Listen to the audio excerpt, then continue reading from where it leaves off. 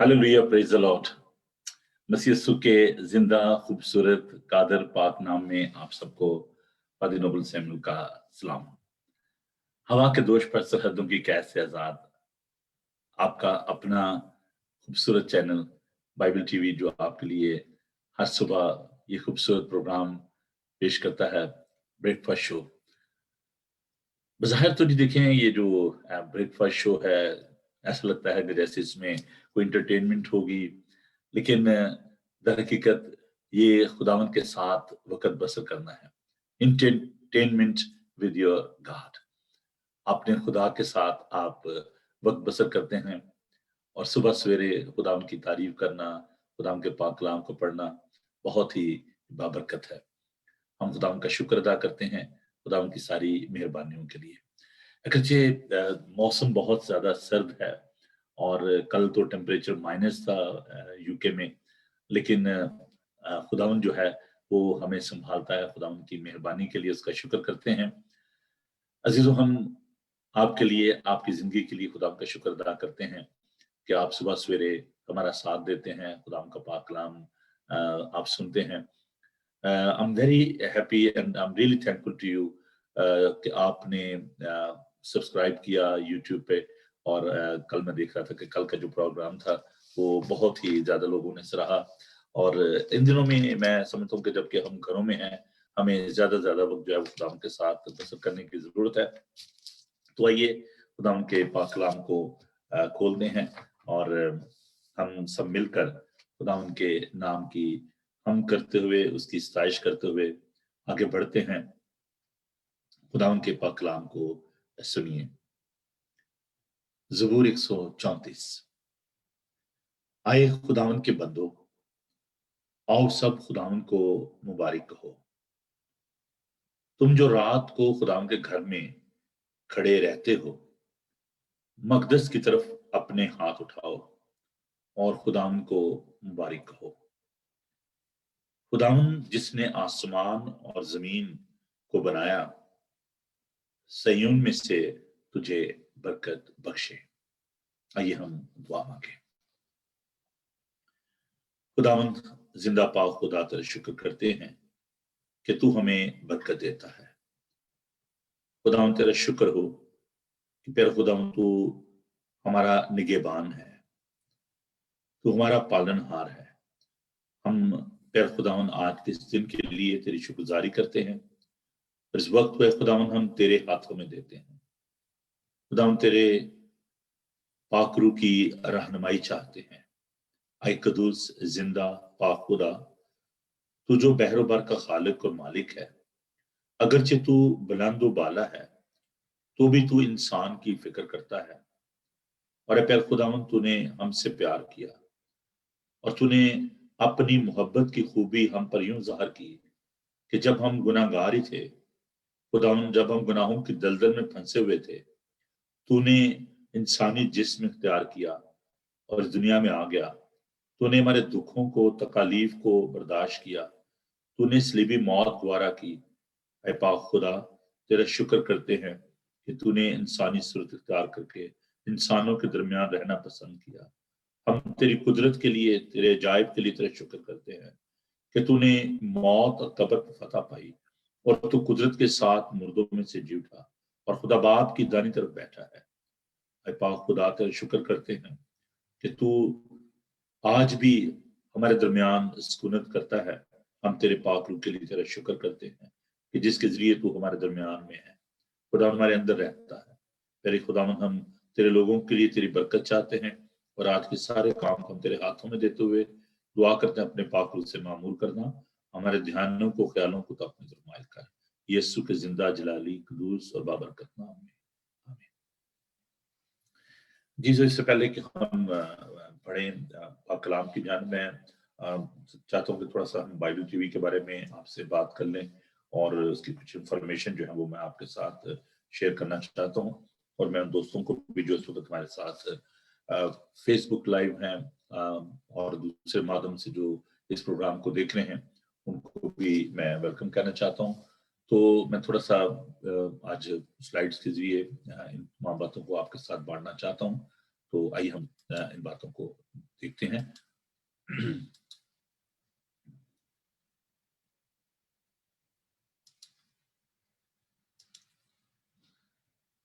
जी हाँ, Bible TV global जो है ये तकरीबन 4 साल होने को हैं। हम खुदा की खिदमत कर रहे हैं और ये चैनल जो है यूके बेस्ड है, लेकिन पूरी दुनिया में हम खुदा के पाक कलाम को इंटरनेट पर IPTV के जरिए, सैटेलाइट के जरिए खुदा का पाक कलाम जो है लोगों तक हम लेकर जा रहे हैं। कैसे आप इसको देख सकते हैं? बाइबल टीवी ग्लोबल जो है ये वेबसाइट आपके सामने है, www.bibletvglobal.com, और फ्री ऐप है एप्पल पे, एंड्रॉइड पे, आपके मोबाइल पे।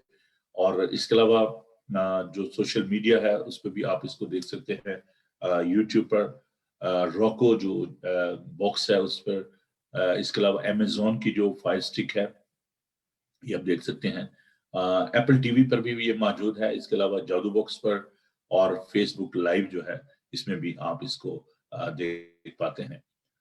एक सिलसिला हमने कुछ देर पहले शुरू किया जब लॉकडाउन शुरू हुआ था, ऑलमोस्ट 1 साल होने को है, ग्लोबल इंटरनेट चर्च, और बहुत सारे लोग जो हैं वो इसका हिस्सा बन चुके हैं। आप भी जो हमारा पेज है फेसबुक पर उसको विजिट कीजिए और आप इसका हिस्सा बन सकते हैं। चर्च विदाउट वॉल, ये फर्स्ट ग्लोबल इंटरनेट चर्च है इन दिनों में, जबकि लॉकडाउन की वजह से लोग चर्चेज में नहीं जा पा रहे, तो आप इसके जरिए खुदाम का पाक कलाम जो सुन सकते हैं, इबादत कर सकते हैं। तो ये व्हाट्सएप का मेरा नंबर है, इसके अलावा ईमेल्स हैं, आप इस पर राब्ता कर सकते हैं। तो this first global internet church through the world, people are watching this program through online and on air, and you're welcome to worship with us in our church। और आप हमारे चर्च में भी आ सकते हैं, उसके बारे में मैं बताता हूँ। लेकिन अगर आप वेबसाइट पे जाना चाहते हैं तो आप जरूर विजिट करिए www.bibletvglobal.com। हर संडे इन दिनों में तो आपको पता है कि लॉकडाउन की वजह से हम फिजिकली चर्च में सब इकट्ठे नहीं हो पा रहे, तो आप इस बात का हिस्सा बन सकते हैं। हमारा चर्च है जी Heston Asian United Reform Church. तो ऑनलाइन संडे वर्शिप जो हम करते हैं फेसबुक पे भी होती है, वेबसाइट पे भी, यूट्यूब पर। तो 10:30 बजे इंग्लिश में बात होती है और उसके बाद 2 बजे हम उर्दू और हिंदी में बात करते हैं। तो आप इसका भी हिस्सा बन सकते हैं। इसमें हम खुदा की तारीफ करते हैं, बाइबल स्टडी होती है। तो आप किसी भी जगह पर आप मौजूद हों तो आप इस बात का हिस्सा बन सकते हैं। तो ये तो जी कुछ इंफॉर्मेशन जो मैं आपके साथ बांटना चाहता था। तो आप जरूर इस चैनल को देखें, खुद भी देखें, अपने दोस्तों अजीजों को बताएं कि वो इस चैनल को देखें और बरकत पाएं।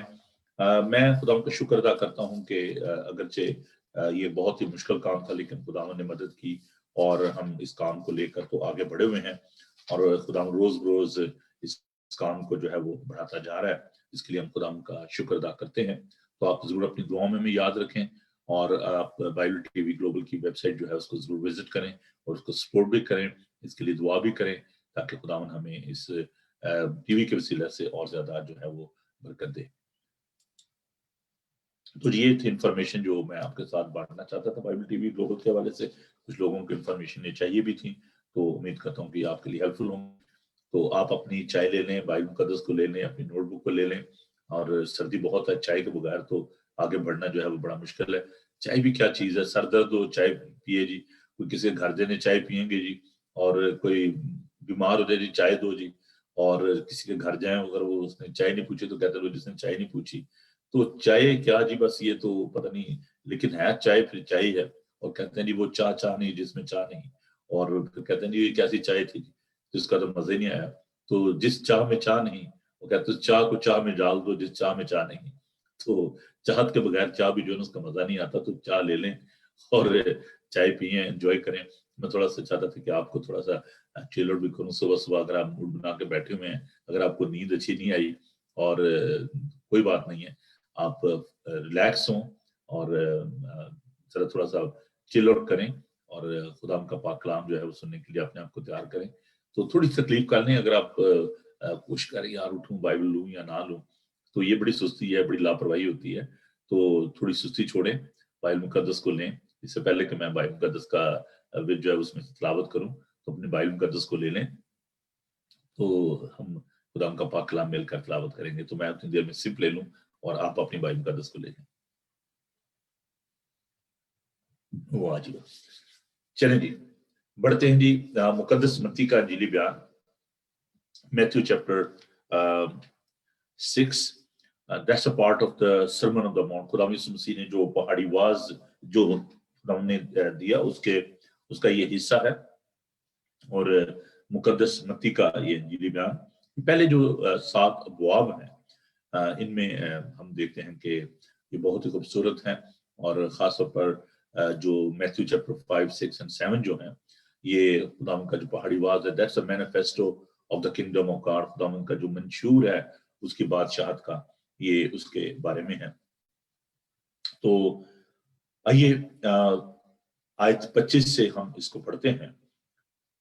मैथ्यू चैप्टर 6 वर्स 25, मुकद्दस मत्ती का इंजीली बयान, उसका 6 बाब, उसकी 25 आयत से मैं आपके लिए तिलावत करूंगा। तो खुदा उनका पाक कलाम आप दीजिए और मिलकर तिलावत करते हैं। यूं हुक्म है, इसलिए मैं तुमसे कहता हूं कि अपनी जान की फिक्र ना करना कि हम क्या खाएंगे या क्या पिएंगे, और ना अपने बदन की कि क्या पहनेंगे। क्या जान खुराक से और बदन पोशाक से बढ़कर नहीं? हवा के परिंदों को देखो कि ना बोते हैं, ना काटते, ना कोठरियों में जमा करते हैं, तो भी तुम्हारा आसमानी बाप उनको खिलाता है। क्या तुम उनसे ज्यादा कदर नहीं रखते? तुम में ऐसा कौन है जो फिक्र करके अपनी उम्र में एक घड़ी भी बढ़ा सके? और पोशाक के लिए क्यों फिक्र करते हो? जंगली सौसन के दरख्तों को गौर से देखो कि वो किस तरह बढ़ते हैं। वो न मेहनत करते, न काटते हैं। तो भी मैं तुमसे कहता हूं कि सुलेमान भी बावजूद अपनी सारी शान शौकत के उनमें से किसी की मानद मुलब्बस ना था। बस जब खुदा मैदान की घास को, जो आज है और कल तंदूर में झोंकी जाएगी, ऐसी पोशाक पहनाता है, तो आए कम इत्का दो, तुमको क्यों ना पहनाएगा। इसलिए फिक्रमंद होकर ये ना कहो कि हम क्या खाएंगे या क्या पिएंगे या क्या पहनेंगे, क्योंकि इन सब चीजों की तलाश में गैर कौमें रहती हैं, और तुम्हारा आसमानी बाप जानता है कि तुम इन सब चीजों के मोहताज हो। बल्कि तुम पहले उसकी बादशाही और उसकी रास्तबाजी की तलाश करो, तो ये सब चीजें भी तुमको मिल जाएंगी। बस कल के लिए फिक्र ना करो, क्योंकि कल का दिन अपने लिए आप फिक्र कर लेगा। आज के लिए आज ही का दुख काफी है। खुदा उनके पाक कलाम के पढ़े, सुने और समझे जाने पर खुदा उनकी बरकत हो। आमीन। आइए हम दुआ मांगे। मेहरबान पाक खुदा, तेरा शुक्र, तेरी तारीफ करते हैं तेरे मुंह की बातों के लिए, जिंदा कलाम के लिए। ऐ पाक खुदा, दुआ करते हैं कि हमें अपने पाक रूह से मामूर कर, ताकि हम तेरे पाक कलाम के इन गहरे भेदों को जान सकें। तेरा खुदा तो अपने लोगों को बरकत दे, हमारे ध्यानों को, ख्यालों को तो अपनी तरफ माइल कर, यीशु के जलाली नाम में, आमीन। जैसे कि इन दिनों में हम माइंड मैनेजमेंट पे बात कर रहे हैं। जैसे आप अपने दीगर मामलात को देखते हैं, रुपए पैसे को, अपने कारोबार को, अपने घराने को, उनको आप मैनेज करते हैं। लेकिन कभी आपने देखा है कि इन तमाम बातों के पीछे एक फोर्स है जो कि काम करती है, एक कुव्वत है जो काम करती है। वो कुव्वत जो है वो हमारा जहन है। एक आउटर बीइंग है, एक ये जो ज़ाहरी बदन है जो गोश्त पोश्त का है, जो नजर आता है। एक इनर बीइंग है। इनर बीइंग जो है, जो बातनी इंसान है, वो हमारा जहन, हमारा हमारी सोच, हमारा दिमाग जो है वो इनर बीइंग है। और वो आपके आउटर बीइंग को, जो अपेरेंट है, जो नजर आता है, उसको कंट्रोल करता है, आपकी सोच को, आपके ख्यालात को। और आपका माइंड जो है वो कंट्रोल करता है आपकी बॉडी को। इसलिए चाहे आप मनी मैनेजमेंट कर रहे हैं, चाहे आप बिजनेस मैनेजमेंट कर रहे हैं, फैमिली मैनेजमेंट है, जो कुछ भी है, उसके पीछे एक सेहतमंद जहन बहुत ज्यादा जरूरी है। Healthy mind is very very important. Healthy conscious is providing healthy mind. तो हम इस बारे में आज बात करेंगे कि एक कॉमन जो प्रॉब्लम है, एंजाइटी, फिक्र, परेशानी, वसवसे, ये इंसान की जिंदगी का हिस्सा है। दो तरह की जो एंजाइटी है, एक इंडिविजुअल है शख्सी तौर पर, और एक कलेक्टिव है।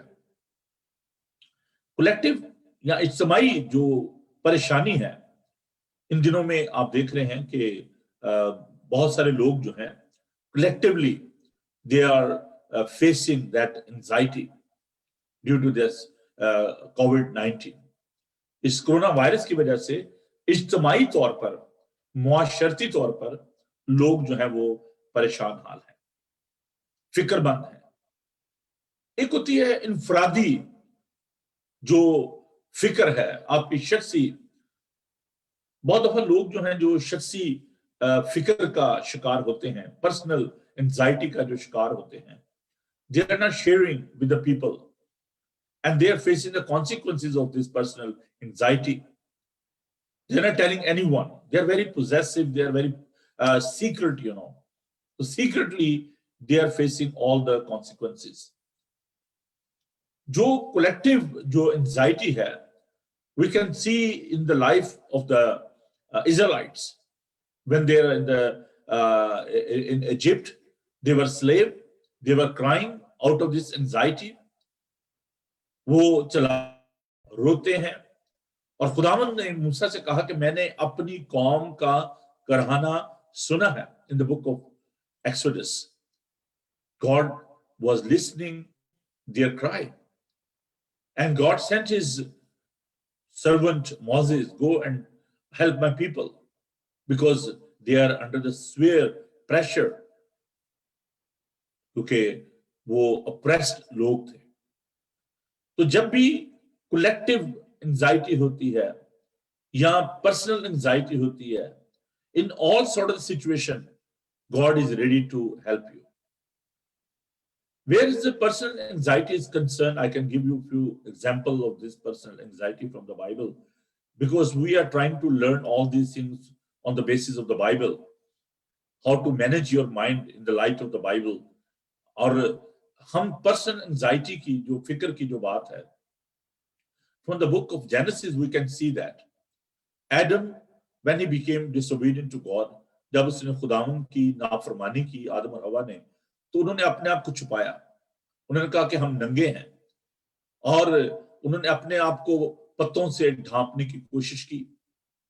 तो उनके अंदर ये फिक्र होगी कि अब हमारा क्या होगा।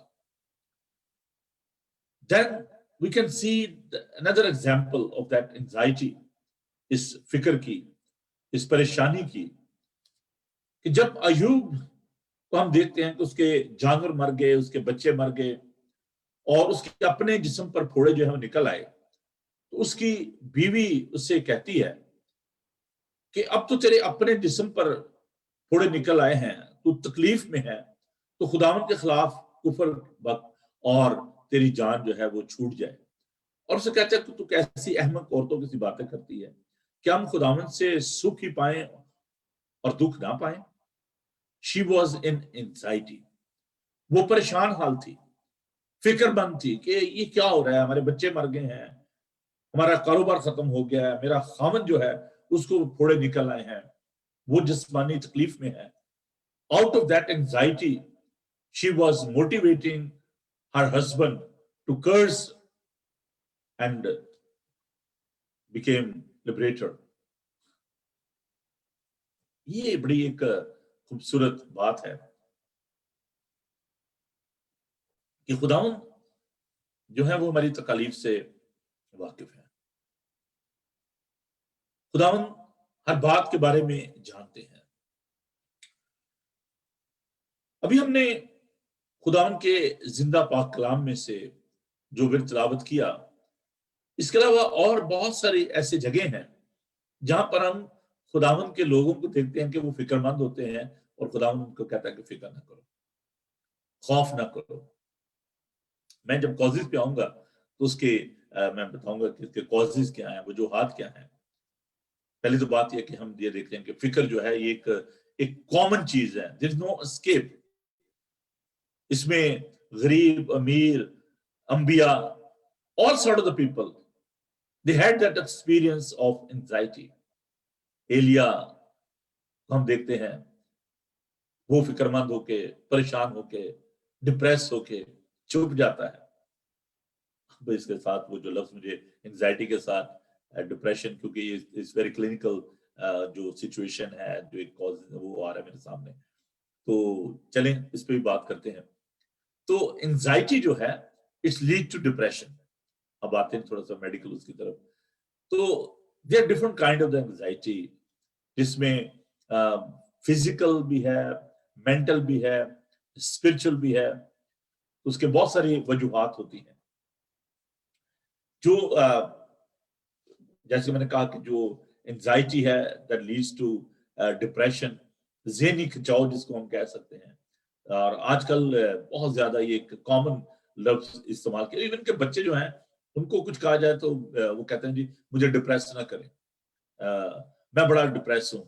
और पता नहीं, ये मैंने खास तौर पर जब यूके में आया हूँ तो पिछले 22-23 साल से मैंने इस लफ्ज को जो है वो एक्सपीरियंस भी किया है, देखा भी है। जब पाकिस्तान में थे तो कभी ये लफ्ज बहुत कम ही सुनते भी थे, तो कभी गौर ही नहीं किया था। तो मैंने एक सेंसिस पढ़े और किसी ने एनालिसिस किया हुआ था, मुझे उसका रेफरेंस नहीं मालूम, लेकिन इट्स अ ट्रू। किसी ने ये लिखा था कि UK is the most depressed country in the world. देखें आपके सामने हालात हैं, सब कुछ होने के बावजूद, रुपया पैसा है, नॉलेज है, रिसोर्सेज हैं, लेकिन लोग जो है वो बहुत ज्यादा डिप्रेशन का शिकार हैं। बहुत सारे लोग कहते हैं कि जी वहां पर तो पता नहीं बिल्कुल कोई परेशानी नहीं होगी, कोई ऐसा फिक्र वाली बात ही नहीं होगी। लेकिन जो बात मैंने आपसे शेयर की है कि वो लोग जो कि डेवलप कंट्री में हैं, उनको ये सोचने की जरूरत है, आप पाकिस्तान से हैं या इंडिया से हैं, किसी जगह पर भी आप हैं, where there is a problem with the health and health sector and financial issues, families issues हैं, तो आप ये सोचेंगे नहीं जी यूके में चलते हैं, वहां पे बड़ा सुकून होगा। तो ये जो मैंने कोट किया है कि UK is the most depressed country in the world, people are living in anxiety and that anxiety is leading to the depression and suicide and suppression और जो isolation और diverse जो है बहुत हाई है। और मैं एक एनालिसिस जो है उसको देख रहा था कि आउट ऑफ 8 1% जो है, 8 में से हर एक बंदा जो है वो एंजाइटी का शिकार है अमेरिका में। तो हाई रेट है ये फिक्रमंदी का, एंजाइटी का, लोग फिक्रमंद हैं। और इन दिनों में जबकि ये आप देख रहे हैं कि कोरोना वायरस की वजह से और ज्यादा ये एंजाइटी जो है ये बढ़ती जा रही है, और लोग फिक्रमंद हैं कि जी हमारे कारोबार का क्या होगा, हमारे जॉब का क्या होगा, हमारे बच्चों का क्या होगा, हमारे घर का क्या होगा, what will happen to our mortgage, what will happen to our job, what about our traveling, so there are so many issues. So this is very common when I'm talking about the mind management. So we are having this problem every day. तो इसलिए ये subject जो है ये बहुत ही ज्यादा जरूरी है। इसकी जो बहुत सारी वजूहात हो सकती हैं, जैसे कि मैंने बताया कि ये जो फिजिकल जो फटीक है वो भी एक वजह हो सकती है। आप थक जाते हैं, फिक्रमंद होते हैं, और बहुत सारे इसके जो फैमिली इश्यूज हैं उनकी वजह से आपके इर्द गिर्द का जो माहौल है वो अफेक्ट करता है। तो बहुत सारी जो वजूहात हैं फिक्रमंदी की, और लेकिन मेरा जो ज्यादा जो फोकस है वो खुदावंद के इस पाक कलाम की जानिब है कि खुदा यीशु मसीह ने जब ये कहा कि तुम फिक्र ना करना कि हम क्या खाएंगे या क्या पिएंगे और ना अपने बदन की क्या पहनेंगे, तो ये जो फिक्र है ये इंसान की एक बुनियादी फिक्र है कि जी हम क्या खाएंगे, क्या पिएंगे, क्या पहनेंगे। तो रोटी, कपड़ा और मकान, और सोशलिज्म का भी ये नारा रहा है, कम्युनिज्म का। और जनाब हमारे जो फॉर्मर जो प्राइम मिनिस्टर थे भुट्टो साहब, उन्होंने पीपल्स पार्टी के यह नारा लगाया कि जी मैं लोगों को रोटी, कपड़ा, मकान दूंगा। और आज तक लोग वो जैसे गधा जो है वो गाजर के पीछे लगा रहता है ना, और वो कभी उसको खा नहीं सकता, तो इसी तरह लोग आज भी वो गाजर के पीछे लगे हुए हैं, उसको देख रहे हैं उस नारे के पीछे कि जी पीपल्स पार्टी जो है वो हमें रोटी, कपड़ा, मकान देगी। और उसके बाद आने वाले भी जो जितने भी पॉलिटिशियंस हैं वो लोगों को ये कहता है जी मैं डॉलर पे इन्हिसार नहीं करूंगा, मैं आपको ये सारी सहूलतें दूंगा। कोई कहता है जी मैं नया पाकिस्तान बना दूंगा, तो इसमें सब कुछ जो है आपको मिल जाएगा। तो हर एक का जो एक फॉल्स जो होप है लोगों को देने की वो यही है कि जी हम आपके रोटी, कपड़ा, मकान की फिक्र करेंगे। लेकिन खुदावन ने हमें ये कहा है कि तुम इन बातों की फिक्र ना करो कि मैं क्या पहनूंगा, क्या खाऊंगा, क्या पीऊंगा। कहता है कि इन चीजों की तलाश में गैर कौमें रहती है। हमारा खुदावन हमें ये सिखाता है कि तुम इन बातों की फिक्र ना करना कि हम क्या खाएंगे, क्या पिएंगे या क्या पहनेंगे, क्योंकि इन सब चीजों की तलाश में गैर कौमें रहती हैं, और तुम्हारा आसमानी बाप जानता है कि तुम इन सब चीजों के मोहताज हो। So don't be anguish about all these things. यहां पर खुदावन ने इस बात को महसूस किया, उसको पता है कि आपकी जरूरत है। कहता है तुम्हारा आसमानी बाप जानता है, गॉड इज फुली अवेयर। और यहाँ पर दो बातें जो बहुत जरूरी हैं। एक तो रिलेशनशिप की बात है, ये बताया कि तुम्हारा आसमानी बाप, we should be well aware that there is our heavenly father who knew all these things, who knows that we needed all these things। उसको पता है कि हम ये हमारी बुनियादी जरूरत है कि मैंने क्या पहनना है, क्या खाना है, क्या पीना है, कहां पर रहना है। तो अगर आप इस एंजाइटी से बाहर आना चाहते हैं, कॉजेज मैंने आपको बताया कि उसका जो पहला जो बुनियादी जो एक वजह है वो ये है कि हमें अपने रिलेशनशिप के बारे में नहीं मालूम कि हमारा खुदा के साथ रिलेशनशिप क्या है और हम हैं कौन। We are his creative being, हम उसकी कारागरी हैं। खुदा ने हमें बनाया है, हम उसके हाथ की कारागरी हैं। वी आर हिज क्रिएशन, और वो कादिर मुतलक खुदा है, वो क्रिएटर है, वो जानता है कि हम उसके हाथ की कारागरी हैं और हमारी क्या जरूरत है। इसी तरह जो दूसरी बात है वो ये है कि there is a lack of trust and faith. अगर हमारा ईमान उस पर उस तरह नहीं है जैसे होना चाहिए कि वो हमारा परवरदिगार है, वो हमारा पालनहार है। बनी इसराइल को वो 40 साल बियाबान में लेकर फिरता रहा, और ना उनकी जूती टूटी और ना उनके कपड़े फटे, ना उनके पांव सूजे। गॉड इज आवर प्रोवाइडर, वो यहोवा यरी है, वो मुहैया करता है। और तीसरी बात जो है, we should know about our saviour Lord Jesus Christ. मेरे साथ खुदा के पाक कलाम को देखें, और ये चंद एक बातें जो हैं कि हम कैसे इस फिक्र में से निकल सकते हैं। मैं को आपको कोई टोटका नहीं देने लगा, कोई ऐसी बात नहीं बताने लगा अच्छा जी जैसे अच्छा जी आपको ये तवीज ले लें और जाकर यहाँ पे एक टांग पे खड़े हो जाएं, अपने बाल जो है आप किसी दरख्त के साथ बांध लें, उल्टा लटक जाएं, ऐसा कोई वो तरीकाकार जो है वो नहीं है। There is a simple rule, simple एक मेथड है, एक सीक्रेट है जो कि मैं आज आपके साथ शेयर करने लगा हूं। If you are in worry, अगर आप, और मैंने बताया कि there is no escape, all the people in this world, wherever you are, whosoever you are, we are all having worries in our lives, including me. हम सब फिक्र करते हैं। हमें फिक्र होती है अपने बच्चों की, हमें फिक्र होती है अपने कारोबार की, हमें फिक्र होती है अपनी सेहत की, हमें फिक्र होती है अपने माहौल की, हमें फिक्र होती है अपने स्टेटस की, different kind of the worries. हमें इन तमाम बातों की फिक्र होती है, लेकिन इसका इलाज क्या है? ताजा दम हो जाओ। इलाज क्या है जी? इलाज किसी के पास नहीं है मां सिवाय खुदावंद यीशु अल मसीह के। जी हाँ, खुदावंद ने कहा कि अपनी सारी फिक्रें मुझ पर डाल दो क्योंकि मुझे तुम्हारी फिक्र है।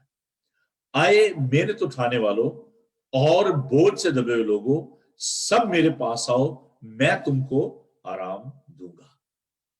ये हमारे खुदावंद यीशु अल मसीह के अल्फाज हैं। उसने ये फरमाया कि मैं कभी भी तुमसे दस्तबरदार नहीं होऊंगा, कभी भी तुम्हें ना छोड़ूंगा।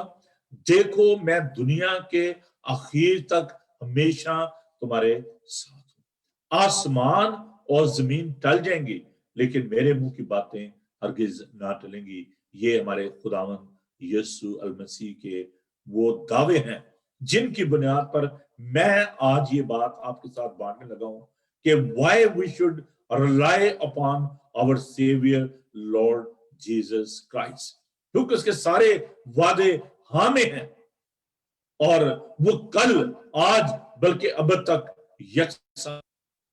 खुदावंद यीशु मसीह के बारे में हम देखते हैं। मैंने शुरू में ये आपको बताया कि दो तरह की फिक्र है, दो तरह के लोग हैं, इज्तिमाई तौर पर भी और इनफरादी तौर पर भी हम फिक्र का शिकार होते हैं, परेशानी का शिकार होते हैं, डिप्रेस होते हैं। खुदावंद का चहेता शागिर्द यूहन्ना, जिसने यूहन्ना की अंजील लिखी, जिसने यूहन्ना के खतूत लिखे, जिसने यूहन्ना अरफ का मुकाशफा जो है वो तहरीर किया, ये किताब जो तहरीर की द बुक ऑफ रेवलेशन, वो कैद में था, बूढ़ा आदमी, पतमस के जजीरे में, एक ऐसा जजीरा जहां पर बड़े खतरनाक मुजरमों को रखा जाता था, and there was no escape, कोई वहां से भाग नहीं सकता था। He was very old person, more than 80 years old, in the last days of his life when he was in that place, जब वो उस जगह पर था। और पतमस का जो जीरा मैंने बताया कि he was in exile, और बहुत ही ये एक खतरनाक जगह थी, वहां पर ये कैद में था और ये सोच रहा था मुसीबत में। यहां लिखा है कि मैं यूहन्ना जो तुम्हारा भाई और यीशु की मुसीबत और बादशाही सबर में तुम्हारा शरीक हूँ, खुदा के कलाम और यीशु की निस्बत गवाही देने के बायस उस टापू में था जो पतरस कहलाता है। मुकाशफा का पहला बाब उसकी 9 आयत। खुदावंद के लिए उसे कोई और काम गलत नहीं किया था, गवाही देने के लिए वो मुसीबत में पड़ गया, कैद में डाला गया, रोमन ने उसको कैद में डाल दिया। अब जब वो वहां पर था, कैद में था,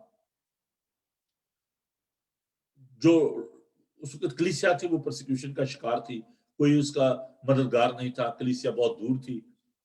वो सोच रहा था कि बस मैंने यहां पर खत्म हो जाना है, बेयार और मददगार, कि यही मेरी जिंदगी का आखिर है, इसी कैद में मैंने मर जाना है। फिक्रमंद था, परेशान था, डिप्रेस था, लोनली था, आइसोलेटेड था। खुदावंद जलाली हालत में उस पर जाहिर हुए और खुदावंद ने अपना दाना हाथ उस पर रखा और कहा, खौफ न कर, मैं अव्वल और आखिर और जिंदा हूं। मैं मर गया था और देख अब्दुल अब्बास जिंदा रहूंगा और मौत और आलम रुआ की कुंजियां मेरे पास है। खुदावंद ने उसको अपने इख्तियार के बारे में, अपने बारे में बताया कि मैं कौन हूं, मैं वो यीशु हूं जो तेरे साथ रहा। लेकिन खुदावन अरादतन, intentionally, on the basis of that situation, he showed the glorious body. जलाली हालत में खुदावन उसके सामने आए और खुदावन ने अपना दाना हाथ जो है, ये अथॉरिटी, इख्तियार की अलामत है, खुदावन उस पर रखा, उसको तसल्ली दी और कहा कि देख, there is no doubt, look, मैं कौन हूं, मैं मर गया था, जिंदा हूं और अब्दुल बाद जिंदा रहूंगा। और खुदावन ने अपने इख्तियार के बारे में बताया, अपनी पोजेशन के बारे में बताया कि here I got the authority, I got the power, I got the access. कुंजियां मेरे पास है, मास्टर की मेरे पास है।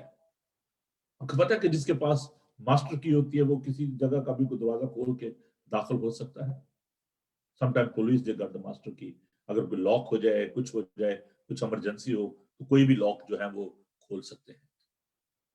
तो घर का जो मुख्तार होता था, किसी भी मालिक के पास जो मुख्तार होता था, तो उसके पास ये इख्तियार होता था, उसके पास मास्टर की होती थी कि वो किसी भी जगह दाखिल हो सकता। जीसस गॉट दिस मास्टर की। उसके पास इख्तियार है, कुंजियां हैं, उसके बंद किए हुए को कोई खोल नहीं सकता और उसके खोले हुए को कोई बंद नहीं कर सकता। He is all powerful, he is almighty God, he got the authority and power, he got the access। उसके पास तमाम तरह का इख्तियार और कुदरत है। जो भी आपकी मुश्किल है, जो भी आपकी परेशानी है, वो उसका हल जो है वो यीशु है, उसका हल उसके पास है। बीमारी है, दुख है, परेशानी है, बेरीमेंट है, आइसोलेशन है, breaking in your relationship, drug है, एडिक्शन है, कोई भी मुश्किल है, उसका हल यीशु के पास है, because he got the key. किसी के पास ये कुंजियां नहीं है, किसी के पास ये इख्तियार नहीं है, सिर्फ यीशु के पास ये इख्तियार है, कुंजियां उसके पास है। ही गॉट द मास्टर की। अब एक और बात मैं आपके साथ बांटने लगा, आप अपने बारे में सोचिए। खुदा यीशु मसीह ने कहा, कलीसिया के बारे में, चर्च के बारे में, कलीसिया जो खुदावन का बदन है, अक्लीसिया, the fellowship of the believers. खुदावन ने कहा इस कलीसिया पर आलमे अरवाह के दरवाजे गालिब ना आएंगे। कुंजियां खुदावन ने दी हैं कलीसिया को, कुंजियां खुदावन ने हमें भी दी हैं। अब हमारे पास भी ये इख्तियार है। खुदा ने कहा मैं तुम्हें इख्तियार देता हूं, सांप और बिच्छू को कुचलो और अभी इसकी सारी जो ताकत है उसको खत्म करो। We got the authority as well. खुदा ने इख्तियार दिया है अपने लोगों को, कुंजियां हमें भी दी हैं। आलमे अरवाह के दरवाजे हम पर गालिब ना आएंगे। खुदा ने ये कुंजियां दी हैं, लेकिन he got the key and we got the keys। उसके पास वो मास्टर की है और हमारे पास भी वो खास कुंजियां हैं जिनसे हम बीमारियों पर, तकलीफों पर, परेशानियों पर, फिक्रों पर गालिब आ सकते हैं। लेकिन अगर कई दफा गलत कुंजी लग जाती है, चाबी हमें पता नहीं चलता कि चाबी कहां लगानी है, गलत चाबी लगा देते हैं, तो खुदावन जो है उसके पास मास्टर की है, वो आकर फिर सही चाबी लगाता है, दुरुस्त चाबी लगाता है, कुंजी उसके पास है और वो हालात को ठीक कर देता है। अगर कभी किसी वक्त दी है, गलत चाबी लगा दी है, गलत की इस्तेमाल कर दी है, and now you are in trouble, he got the master key, you need to come back to him। आपको उसके पास आने की जरूरत है। वो आपके मसाइल को हल करेगा, वो आपकी मुश्किलात को हल करेगा, वो आपकी एंजाइटी को दूर करेगा, because he is almighty God, he is alpha and omega, he is the first and last. उसके पास ये इख्तियार है, कुदरत है, ताकत है, ही गॉट द मास्टर की, and he is faithful God. खुदा जो है वो मदद करता है। ईमाल की किताब में हम देखते हैं कि पौलुस और सिलास जो है वो कैद में थे, परेशानी में थे, कलीसिया उनके लिए दुआ कर रही थी। कलीसिया, मैंने बताया कि उनके पास भी कुंजियां हैं, लेकिन वो कुंजियां ऐसी थी कि वो सिर्फ दुआ कर रहे थे, और दुआ भी बहुत बड़ी कुंजी है। Whenever you are in trouble, you need to pray to God. अभी मैं इसकी तरफ आता हूं। तो कलीसिया जो है वो यक दिल होकर दुआ कर रही थी, और लिखा है कि जो जेल के दरवाजे थे, कैद खाना के जो दरवाजे थे वो खुल गए, उनकी बेड़ियां जो थी वो खुल गई, और जो दरोगा था वो परेशान हो गया, और वो अपने आप को मारने लगा कि भी मुझे तो ये क्या होगा, मेरे लिए तो बड़ी सजा है कि रोमन्स के होते हुए किसी का भाग जाना कैदी का ये बहुत बड़ी मुश्किल थी। तो उसने कहा कि उन्होंने उसको समझाया, उसने कहा क्या भाइयों मैं क्या करूं? उसने कहा खुदा यीशु मसीह पर ईमान ला, तो और तेरा घराना निजात पाएगा। उसने बपतिस्मा लिया, उसके घराने ने बपतिस्मा लिया। तो कुंजी जो है वो यीशु के पास है, वो तमाम बंद दरवाजे खोल देता है। यीशु नाम में बंद दरवाजे खुलते जाते हैं। Yugoslavia, Russia, China, all these countries, Saudi Arabia. कल मेरे दोस्त हैं डेविड, उन्होंने एक वीडियो डाली हुई थी कि क्रिसमस पर सऊदी अरेबिया में दुकानों पर क्रिसमस ट्री और ये बाकी जो डेकोरेशन का सामान है इसको रखने की इजाजत दे दी गई। लोग सेलिब्रेट किए, उन्होंने क्रिसमस सेलिब्रेट किया। Brother Andrew, founder of the open door, वो कहता कि जी मैं बाइबल लेके जा रहा था यूगोस्लाविया में, इजाजत दी थी, कम्युनिस्ट कंट्री था और सोशलिस्ट कंट्री जो है वहां पर इजाजत नहीं थी। तो कहता कि मैं जब पहुंचा, बॉर्डर पे पहुंचा, तो वहां पर बॉर्डर फोर्स जो है वो सामने खड़ी थी, रेंजर्स खड़े थे। तो कहता मैंने बाइबल मेरी जो थी वो पड़ी हुई थी गाड़ी में, और वो वैन जो है भरी हुई थी। तो कहता मैंने खुदावंद से दुआ की कि खुदावंद आज इनकी आंखें बंद कर दे। तूने अपने जलाल के लिए लोगों की आंखें खोली थी, और आज अपने जलाल के लिए लोगों की आंखें बंद कर दे, ताकि ये बाइबल जो है ये पहुंच सके लोगों तक। तो कहता है रेंजर्स वाले आए, उन्होंने वो खोली, गाड़ी खोली, देखा, और उन्होंने कहा जी ठीक है जाओ जी। खुदा ने उनकी आंखें बंद कर दी। खुदा ने अपने जलाल के लिए सब कुछ करता है, उसके पास चाबी है। खुदावन ने मुमकिन किया कि चाइना में जब ओलंपिक्स हुई तो वहां पर करोड़ों की तादाद में नया नामा न्यू टेस्टामेंट डिस्ट्रीब्यूट किया गया।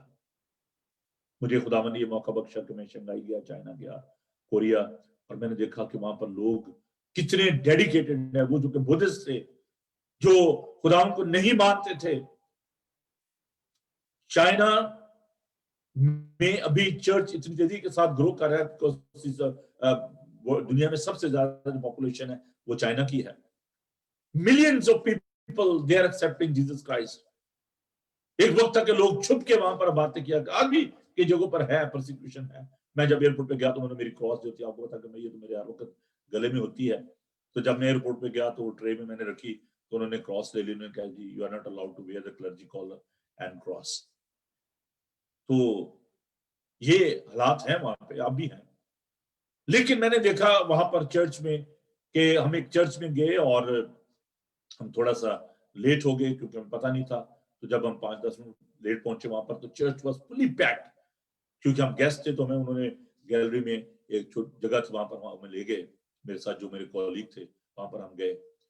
But the people are so committed, young people, they were worshipping and praising God, क्योंकि खुदावन ने वो दरवाजे खोल दिए हैं। खुदावन उनकी फिक्र करता है, उनको फिक्र थी। आपको मालूम है कि वहां पर जो ये बाइबल की जो सफ़ात हैं ये स्मगल होते थे। लोग कैद खाना में उनको वो लोग छोटे छोटे जो सफात हैं वो उनको स्मगल करके देते थे वो बाइबल, और बहुत सारे लोगों ने इस तरीके से पूरी पूरी बाइबल पढ़ ली। एक एक शख्स के लिए वहां पर बाइबल नहीं है, एक बाइबल बहुत सारे लोग जो उसको शेयर करते हैं। हमें खुदा का शुक्र करना चाहिए कि हमारे पास खुदा का पाक कलाम मौजूद है। लेकिन जैसे मैं शुरू में कह रहा था कि हम बाइबल को पकड़ कर पढ़ना जो है उसको ज़हमत होती है हमें, कि वो अब चर्च में जा रहे हैं बाइबल नहीं लेके जाते, बच्चे गिन लिए हैं, बच्चे पूरे हैं, मोबाइल है, घर को लॉक कर लिया है। कई दफा औरतों के हैंड बैग रह जाते हैं, चलो जी वो मेरा मोबाइल घर में रह गया, मेरा हैंड बैग घर में रह गया, बंदा गाड़ी बहुत ठहरो जी मेरा मोबाइल घर पे रह गया। बाइबल को हम अहमियत नहीं देते, कलाम को अहमियत नहीं देते। The real source of this problem rectification, इसकी जो हल है बाइबल मुकद्दस, इसका हल है, कलाम इसका हल है। अगर आप कलाम को पढ़ेंगे, इस पर ईमान लाएंगे, तो आपकी तमाम मुश्किलात हल हो सकती हैं। जिंदा पाक कलाम जिससे लोगों की जिंदगियों को बदला, ये पाक कलाम, ये Bible is the best selling book in the world. सबसे ज्यादा पढ़ी जाने वाली, सबसे ज्यादा बिकने वाली ये किताब है खुदा का जिंदा पाक कलाम। तेरा कलाम मेरे कदमों के लिए चिराग और मेरी राह के लिए रोशनी है। In all sorts of situation, in your anxiety, in your depression, if you'll spend time with God, if you'll meditate upon the word of God, if you know Christ, अगर आप दुआ करेंगे, कलाम को पढ़ेंगे, जब आप दुआ करते हैं तो आप जानते हैं कि आप खुदा से बातें करते हैं। It's very important to communicate with him.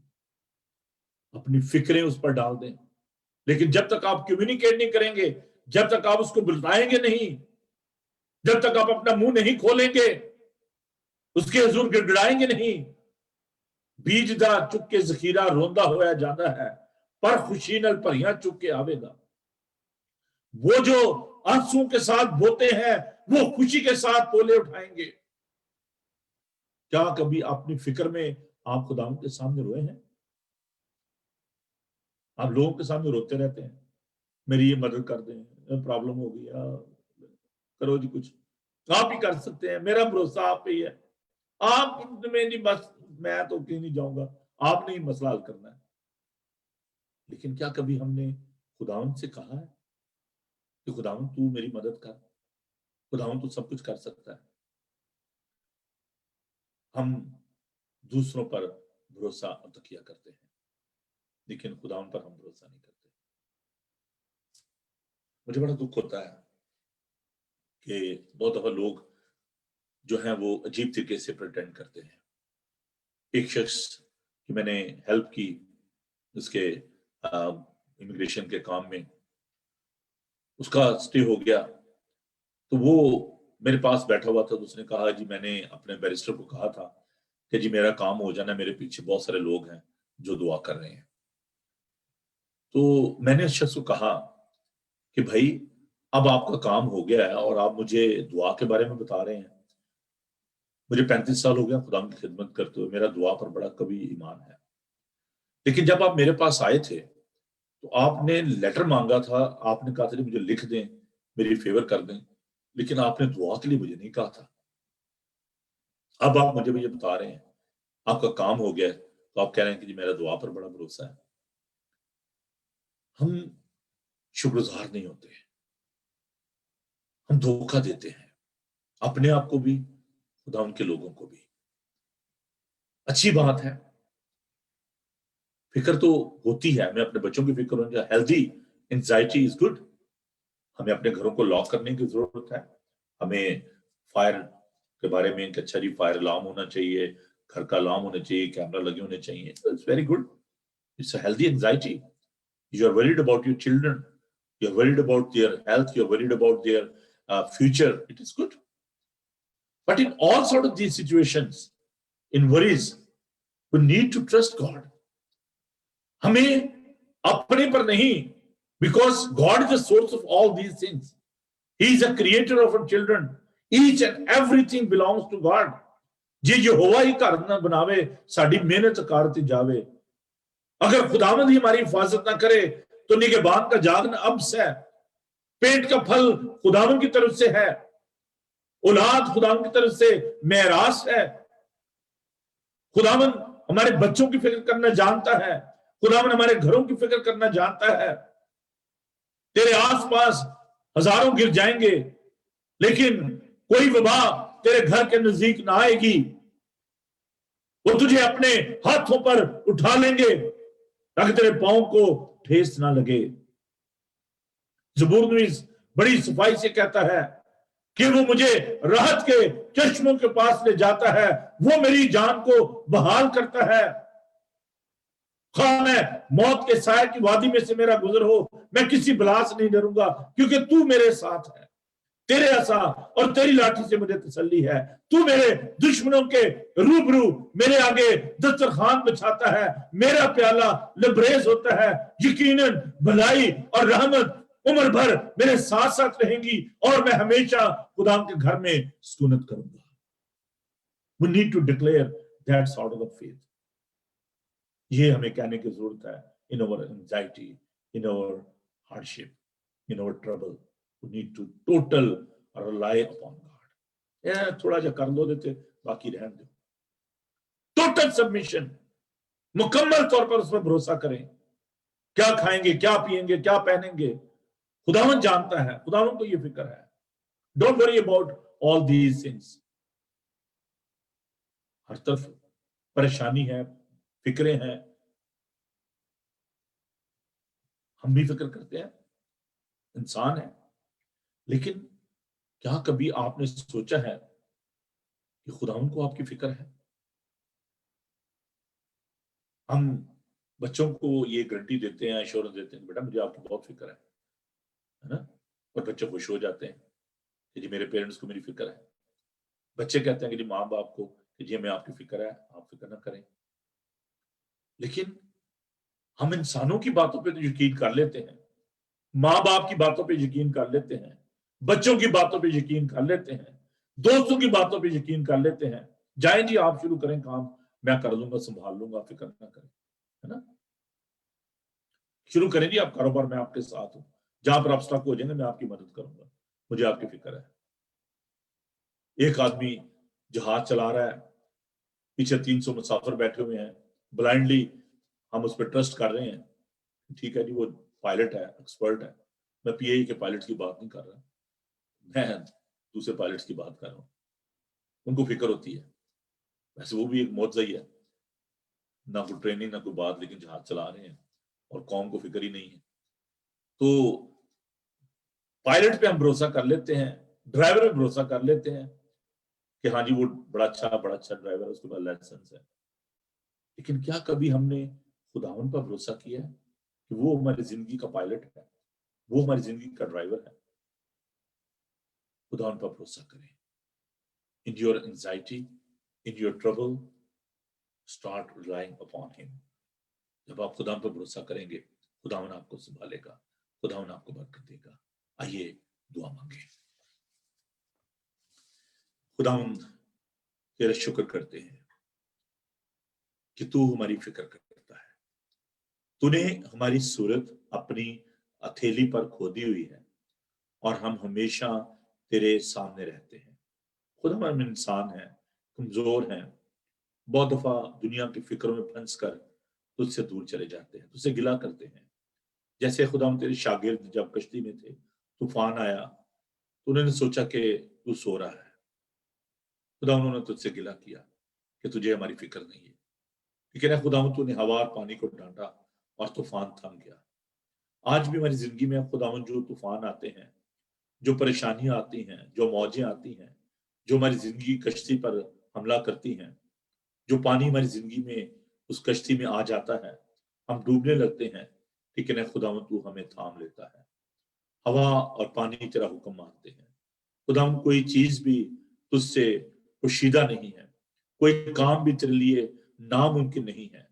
खुदावन तू नामुमकिनात का खुदा है।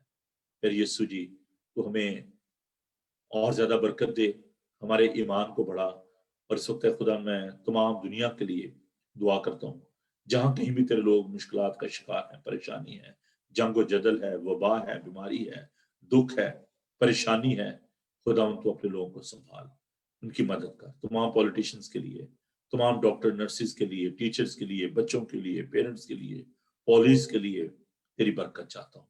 और खुदा मैं खास तौर पर hasten Asian United Reform church की कलीसिया के लिए, वो भेड़ें जो तूने मुझे दी हैं कि मैं उनकी गलाबानी करूं, उनके लिए खुदा मैं तेरी बरकत चाहता हूँ। अपने घराने के लिए तेरी बरकत चाहता हूँ, अपनी खिदमत के लिए खुदा तेरी मदद चाहता हूँ। खुदा तू हमारी सारी परेशानियों को ले ले और हमें इत्मीनान, खुशी अता फरमा। हमारे कदमों की रहनुमाई कर, बड़ी बरकत दे। आज का तमाम दिन तू हमारे साथ हो। तेरे यीशु नाम में ये दुआ मांगते हैं, आमीन। खुदावन अपना चेहरा आप पर जलवादार फरमाए। खुदावन आपके बदन, जान और रूह की हिफाजत करे। आपका बुलाने वाला सच्चा वैसे करेगा। और हमारे खुदा मसीह का फजल, खुदा बाप की मोहब्बत, पाक रूह की रफाकत और शफ़क़त अब से लेकर हमेशा तक आप सबके साथ और दुनिया भर के मुक़द्दसीन के साथ अब से लेकर हमेशा तक होती रहे, आमीन।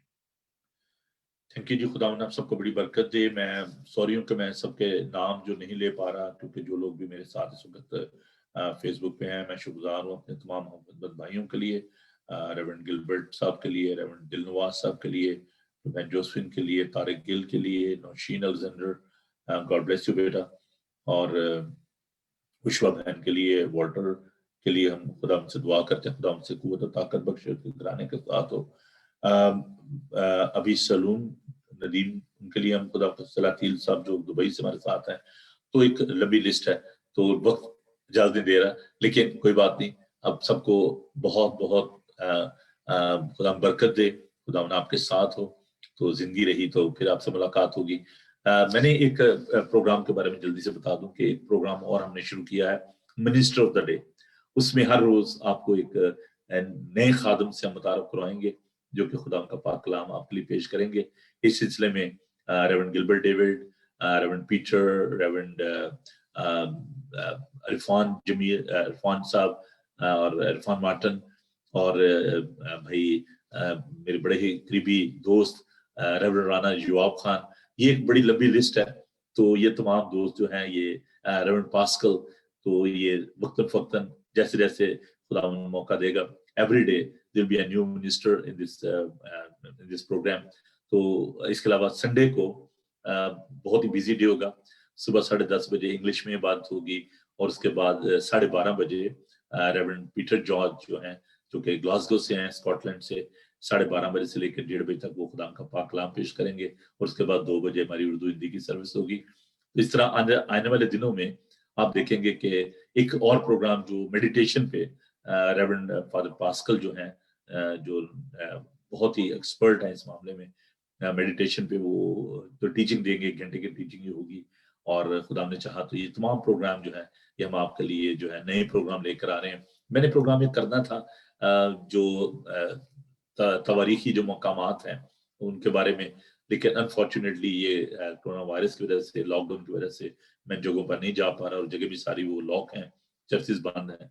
तो बहुत जल्द ये प्रोग्राम भी मैं आपके लिए लेकर आऊंगा। तो आपको ब्रेकफास्ट शो कैसा लगता है, जरूर हमें बताइए, अपनी राय से हमें नवाजिएगा। और मेरी ये दुआ है कि खुदावन आप सबको बड़ी बरकत दे, और खुदावन आपके साथ हो, खुश रहें और खुश रखें। वक्त का ये कारवां यूं ही रवां दवा रहेगा, हम ना होंगे कोई हमसा होगा। God bless you, thank you.